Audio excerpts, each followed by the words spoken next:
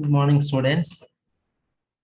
Actually, we completed 4 units in water resource engineering one, but actually, unit two actually that comprises of abstractions from precipitation.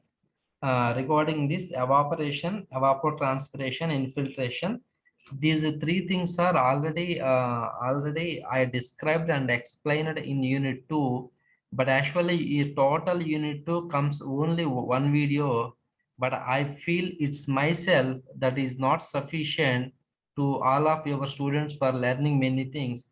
That's why I rethink and I want to deliver another more 3 lectures.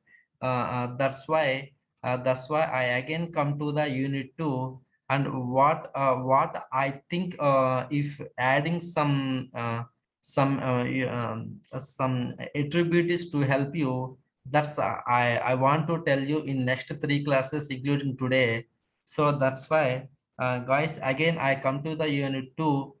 So this is the lecture 2. Our present topic is what is evaporation and what factors affecting on evaporation, and how evaporation measurements, and how can we reduction evaporation from the different attributes. These all things we need to discuss in this class.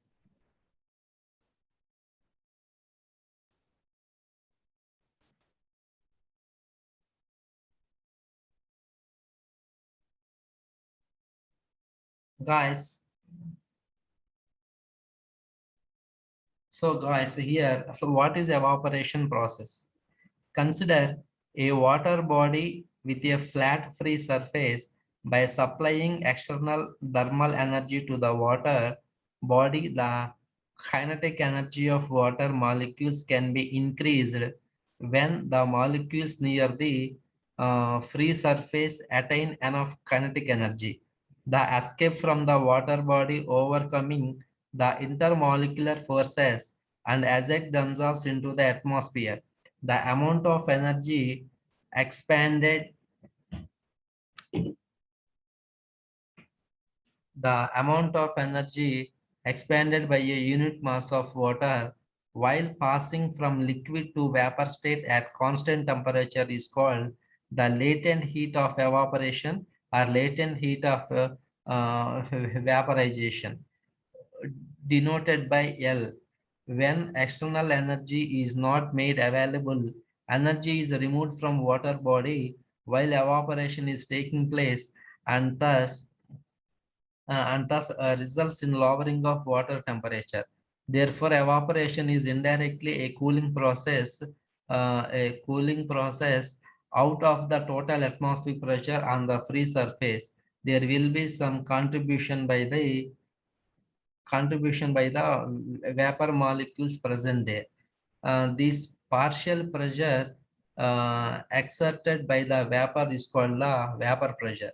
Continued supply of heat energy causes accumulation of more and more vapor molecules, and a stage comes when the gaseous medium can no longer accommodate any more and rejects the vapor molecules in the form of condensation at the same rate as vaporization.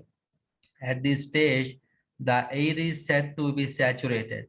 At a saturation, the partial pressure exerted by the water vapor is called the saturation vapor pressure and is denoted by ES, which increases with the temperature. Thus, if the vapor pressure of air above the free surface of water is already equal to the saturation vapor pressure, ES, neither evaporation nor condensation takes place, and then it is called an equilibrium state. In practice, such an equilibrium can never exist under natural conditions of interest to hydrologists, because the atmosphere into which evaporation takes place is infinite, and various transport process will also operate to transport the vapor in atmosphere both parallel and perpendicular to the liquid surface and prevalent equilibrium from occurring. Now it can be argued that for evaporation to occur, it is necessary to have a supply of water, a source of heat and vapor pressure deficient. That is a difference between the saturated vapor pressure of water ES corresponding to water temperature and the actual vapor pressure air above the free surface EA. Under given conditions, evaporation is proportional to the vapor pressure default, and this fact was first recognized by Dalton in the year 1802, and since then it has been known as a Dalton's law, written in the form E is equal to C of ES minus EA, where E is the evaporation and C is a coefficient to account for other factors which affect the evaporation. But here guys, factors affecting evaporation. A number of factors, both meteorological and physical, affect the rate of evaporation from a water body. Through it is difficult to assess quantitatively the relative importance of each of them. The meteorological factors may be listed as radiation, temperature, humidity, wind, and atmospheric pressure, while the physical factors include water quality and size and shape of evaporating surface. Evaporation is expressed as the depth of water in mm escaped from a unit area in a given time. Thus, it may be expressed as mm per hour, mm for a day, mm per month, etc. Radiation.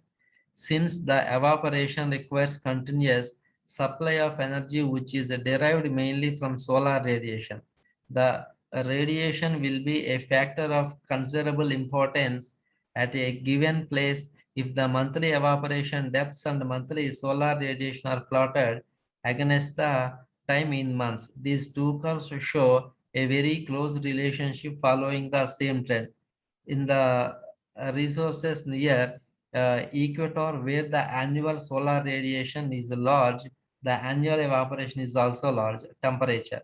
Guys, the air and water temperature are largely dependent on solar radiation, but the responses to of these to solar radiation are not in tune, especially in water bodies with large depth. This is because of a part of solar energy is stored in a deep waters. The saturation vapor pressure of water increases with increase in temperature of water. Similarly, at a constant atmospheric pressure, the partial pressure exerted by the water vapor present in the atmosphere also increase with the temperature. As the evaporation is a function of the difference of these two vapor pressures, equal temperature increase of water and air may not increase the rate of evaporation, since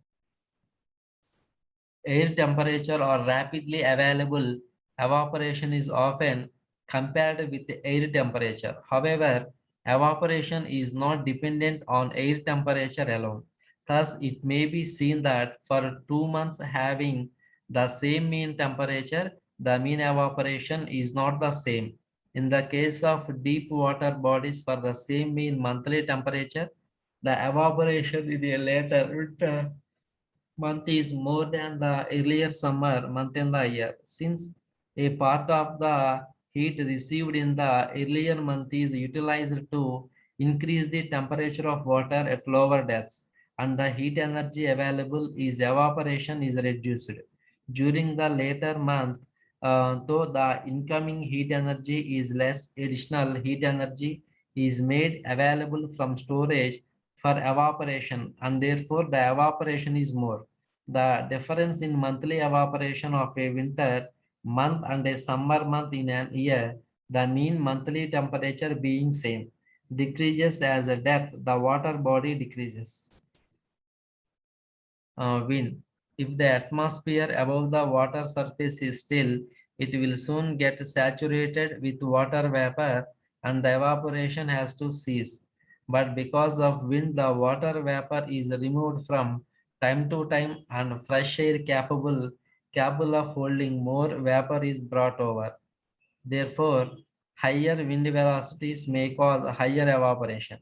When the wind velocity is great enough to remove all the vapor as it is formed, a further increase in velocity will not increase evaporation appreciably.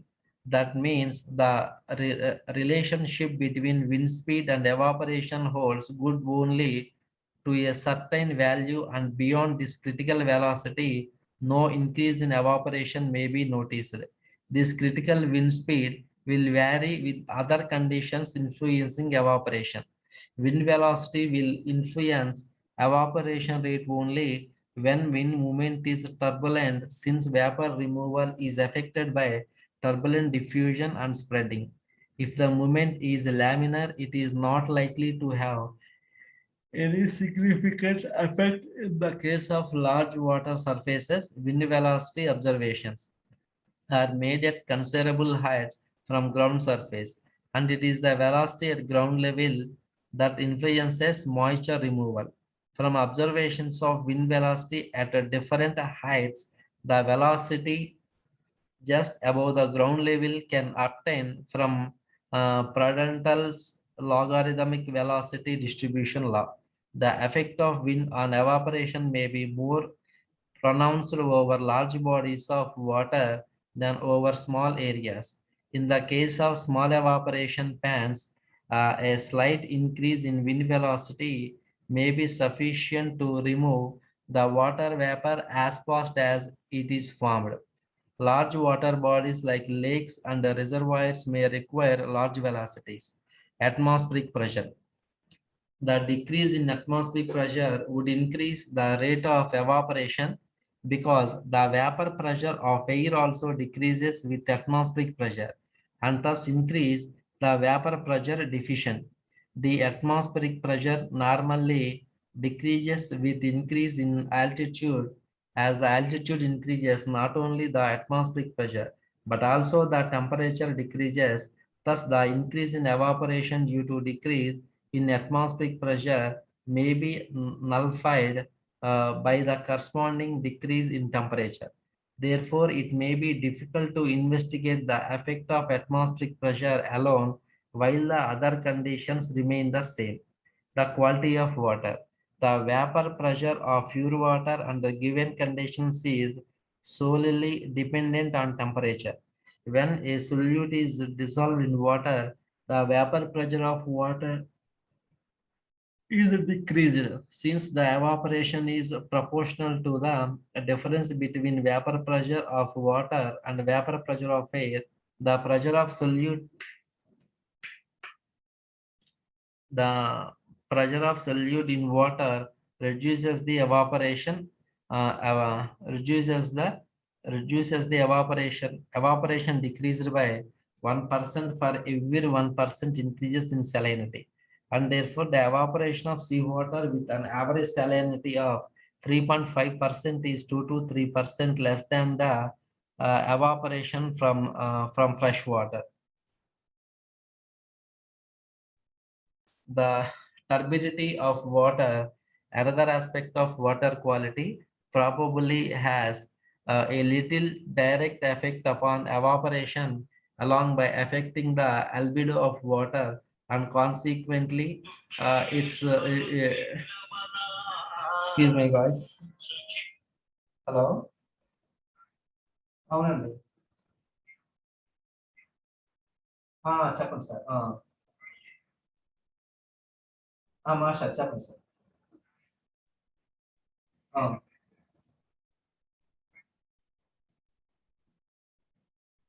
Sir.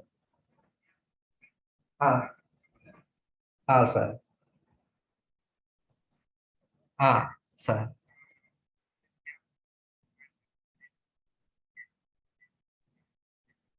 Sir.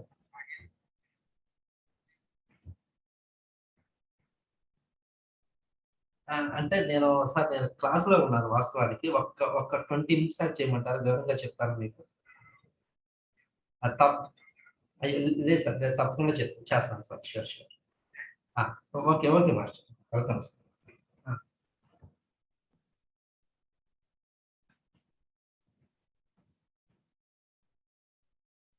So guys, here the budget it may have an indirect effect.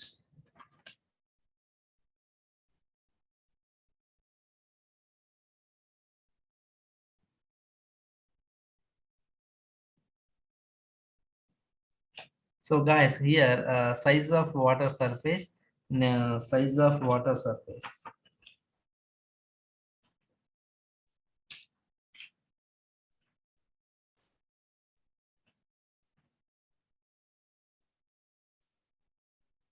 So guys, here the depth of evaporation from larger surface areas is less compared to evaporation from smaller surface areas. Although, of course, the total volume of water evaporated will be more in the former. The reason for this phenomena is that the air moving across a large lake or reservoir will gradually increase its water content and thus loses its water holding capacity. However, with other conditions remaining same, the difference in evaporation rates from different sized surfaces will be considerably affected by the humidity of the incoming air. If this is initially high, then clearly it will be modified only slightly even after a lengthy passage across a large lake. There will thus be little difference in evaporation rates from large and small water surfaces. So, nature of evaporating surface. Guys, here all surfaces exposed to precipitation are potentially evaporating surfaces. They may be broadly classified into three groups: land surfaces, snow surfaces, and water bodies. The above discussion of factors affecting evaporation is mainly for the evaporation from free water surface, though it is applicable to other surface also in general. The rate of evaporation from a saturated soil surface is approximately the same as that from an adjacent water surface of the same temperature. Evaporation decreases as the soil begins to dry. The rate of evaporation, therefore, is limited by the availability of water or evaporation opportunity. The rate of evaporation from a soil surface is further dependent upon the presence or absence of vegetable cover. For the same evaporation opportunity, the evaporation rate decreases in the following order: bare ground, grass and croplands, light forest and dense forest. Evaporation from a surface covered with snow can occur only when the vapor pressure of the overlying air is less than the vapor pressure of the snow surface. That is, when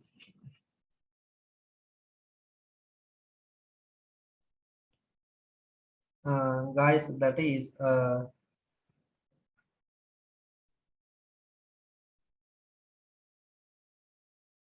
when the dew point of air is less than the temperature of snow for a given difference between surface and dew point temperatures. Evaporation from a snow surface is relatively small compared to that from a water surface. Guys, here measurement of evaporation.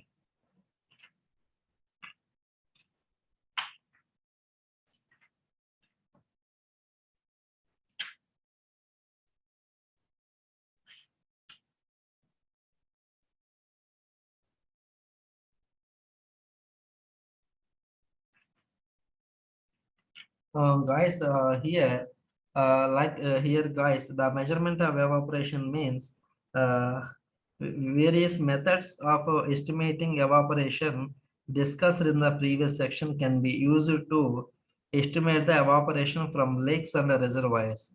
But these methods are not directly applicable in design problems, and also in many cases, the required data may not be available through the Tennant's method is increasingly used. However, most estimates of reservoir evaporation, both for design and operation, have been made using the measured evaporation. Evaporation measurements are also required to validate the empirical equations that are developed. Evaporation is usually measured either by atmometers or by the evaporation pan, also known as the evaporometers. Here, anemometers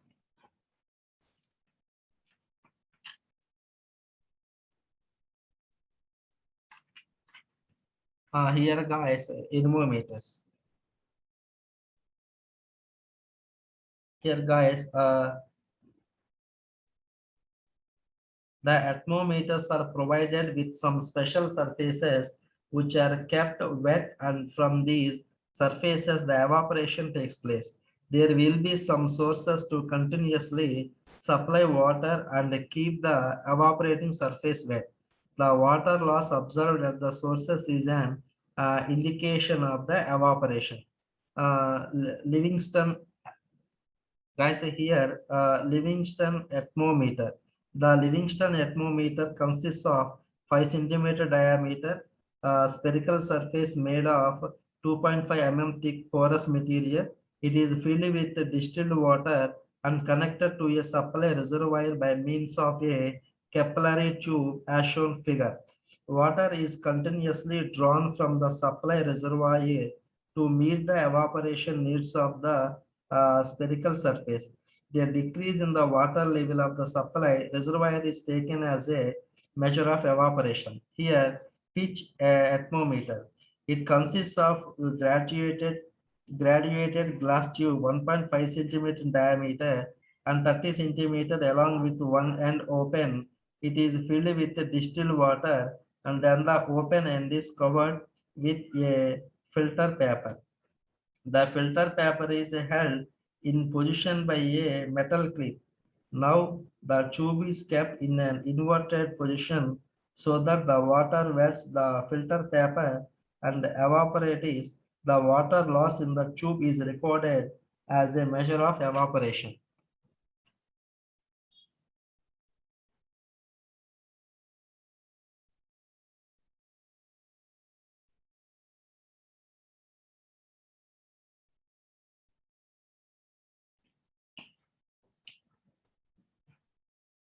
Here guys, the atmometers are not as common as the evaporation ponds because they do not have the same exposure as large water surfaces.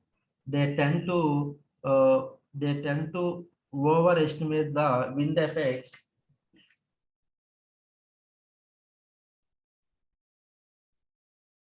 and underestimate the radiation effects. The rate of evaporation recorded by atmometers is generally higher than the evaporation recorded by evaporation ponds.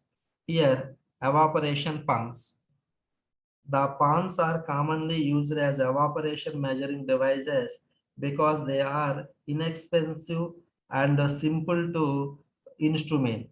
In evaporation pans, the depth of evaporation during any time interval is measured as the drop in water surface level in the pan in that interval corrected for precipitation if any obtained from an adjacent or a nearby standard rain gauge.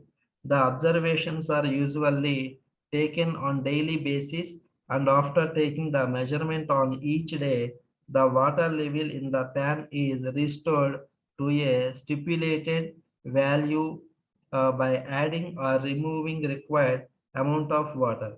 Any cylindrical vessel of 1.2 to 1.8 meter diameter, 0.3 meter high, with open top and made of galvanized from sheet can be used as an evaporation pan.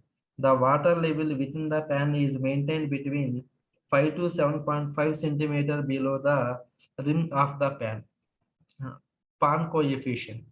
A criticism against the use of evaporation measurements obtained from pans in the designs may be leveled on the basis that the evaporation measured from a small pan will not be same as the evaporation from a large lake or reservoir, since the exposure conditions are not identical in both cases, especially the heat storing capacity and the heat transferred from the side and bottom of pan are quite different from those of a large lake or reservoir.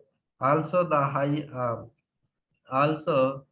height of the rim above the water surface is an Evaporation pan affects the wind action over the surface. In addition, it creates a shadow of variable magnitude over the water surface, which affects the radiation incident to the water surface. Nevertheless, it has been observed that the ratio of reservoir evaporation to pond evaporation, called pond coefficient, is constant on annual basis and does not vary excessively from a region to region for a given type of fan. Here, pond coefficient is equal to actual evaporation from reservoir by measured evaporation from pond.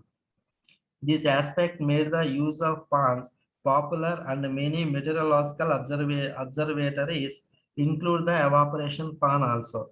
There are mainly three types of pans that are common use, namely sunken pan and a floating pan and a surface pan. Here, sunken pan.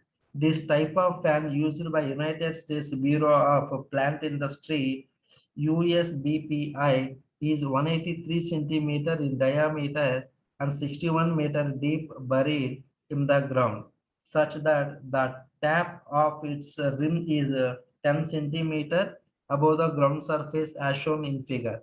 The water surface in the pan is maintained within plus or minus 15 mf of the ground level. Evaporation is measured by means of a pointer gauge in a stilling well outside the pan. The stilling well and the pan are interconnected by a small tube. The Colorado sunken pan is square in shape of side 91.5 centimeter and 46 centimeter deep. The sunken pan has the advantage that certain boundary effects such as the direct solar radiation on side walls and the heat exchange through side walls are negligible.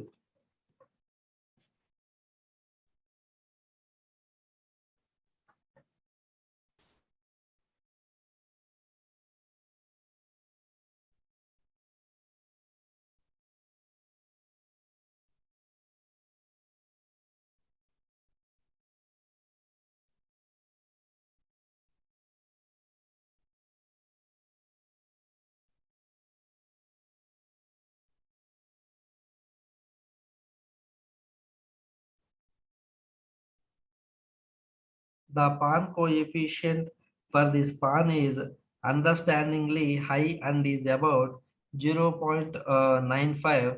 The disadvantages of this pan are it tends to collect trash and difficult to maintain. It is difficult to install this pan. It is difficult to detect any leak, and it is difficult to evaluate the amount of heat which is transferred directly through the walls of the pond to the surrounding soil, which may be required in theoretical studies.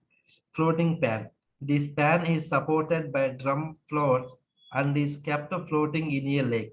The water level in the tank is maintained at the same level as the water surface in the surrounding lake, while the rim of the pan is 7.5 centimeter above the water level. The floating pan used by United States Geological Survey is square in plan with a side of 90 centimeter and 45 centimeter deep. Thus, the use of these pans is not very common. There are many operational difficulties associated with this type of pan. For example, it is not easily accessible, and there may be splashing of water into or out of the pan due to wave action, which is very difficult to quantify.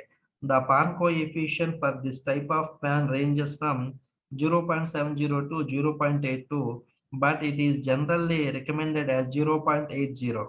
Here, surface pan. The most common type of evaporation pan is the surface pan. It may also be called as a land pan.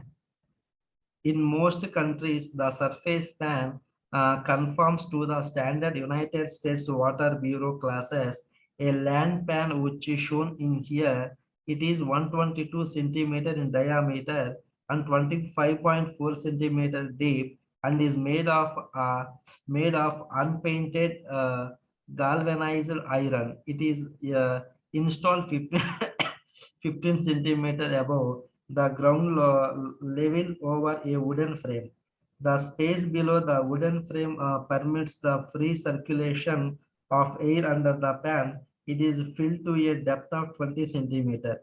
Water surface level is measured daily with a hook gauge in a steering well. The steering well is provided within the pan. The evaporation is computed as the difference between absorbed levels adjusted for precipitation. If any, the annual pan coefficient is 0.7.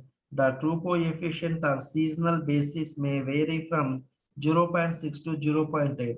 The advantages of this pan are stable pan coefficient, easy access for observation, more stability compound to floating pan, relative freedom from depth and trash, and reasonable cost of installation. And ISI standard pan.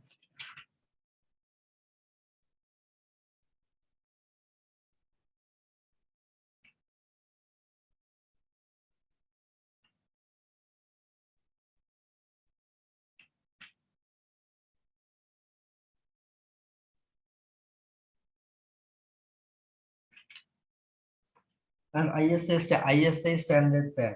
The standard fan, also known as the modified classes A pan, specified by IS 5973-1970, is made of 0.9 mm thick copper sheet. It is 122 centimeter in diameter and 25.5 centimeter deep. It is tinned inside the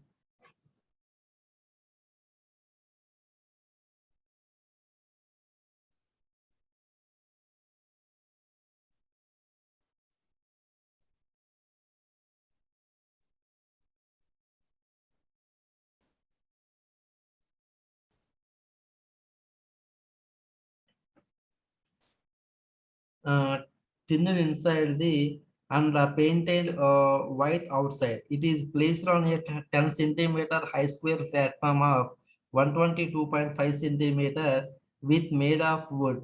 A fixed point gauge is kept in the pan to indicate the water level. The top of the pan is covered fully with a hexagonal mesh of galvanized iron to protect it from birds. It is filled with water to a depth of 19 centimeter. A calibrated cylindrical measure is used to add or remove water in order to maintain the water level in the pan to a fixed mark indicated by the pointer gauge. In the settling well, the details of the ISI standard pan are given here. The pan coefficient for this pan ranges from 0.65 to 1.110, and an average value of 0.8 is generally recommended. And errors in pan evaporation, errors in uh, guys, errors in pan evaporation. Uh, Care should be taken to minimize the errors that may creep into the evaporation measurements by pans. Films of dust, oil from sprays, the oil secretion of insects alighting on water, birds bathing in pans, and the screen covers placed over the pans to keep out the birds can cause systematic errors in observation. The evaporation from water in which some solutes are present is less than the evaporation from fresh water. To avoid possible error due to this reason, water in evaporation pond should be changed periodically before minerals in the supply water become over concentrated. Here, effect of advected energy on pan evaporation. Advection by means of water added to the evaporation pan is usually insignificant, but advection of sensible heat through the pan well is sufficient to produce moderate variation in the pan coefficient under varying climate regimes. The measured evaporation from the pan needs adjustment to account for the advected energy before it is used along with appropriate pan coefficient to compute the lake evaporation. This is especially true since the annual heat transfer through the bottom of the reservoir is essentially zero. Using the concept of bounce ratio, the function can be derived for estimating heat transfer through class A pond from observations of air and water temperatures.